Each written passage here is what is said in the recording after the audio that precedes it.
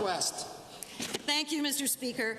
There's no denying that Alberta is facing some difficult economic times. In fact, for 2015 already, we've seen more than 35,000 people laid off in this province related to the energy sector. Investors want to hear we're a stable place to invest in.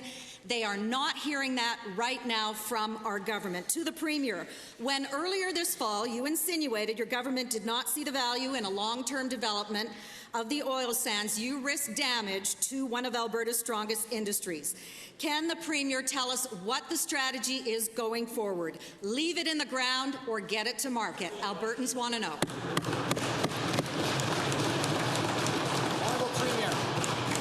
Thank you very much, Mr. Speaker, and I'm not really sure what the member is referring to because I've certainly never stated such a thing. In fact, earlier this fall, what I have been doing is meeting with investors across the continent to talk about the fact that that's exactly what we want them to know about Alberta, is that we are very committed to continuing to be a stable place to invest, both in terms of our infrastructure as well as our public services, as well as our plan to balance. All of those things in concert with the industry who we are working with every day on a number of different files mean that this will continue to be a good place for everybody to invest.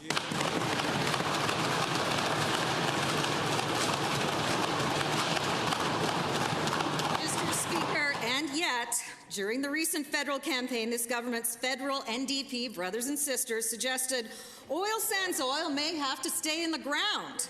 When they said this, not a word of dispute was said by this government, who in fact campaigned for those same brothers and sisters against Alberta's energy sector. Again to the Premier, do you share this belief, or as you see our major oil and gas players put large transaction after large transaction on hold, will you back away from these beliefs and act to protect Alberta jobs?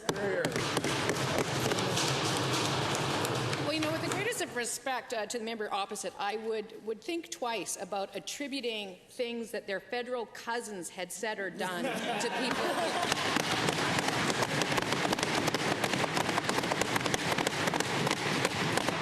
Particularly those more progressive members of that caucus probably don't want to be wearing that particular sign for very long. But that being said, let me be very clear.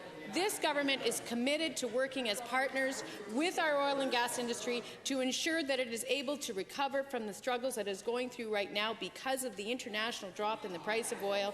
And we've been working with them on a number of different files. Second supplemental. Thank you, Mr. Speaker.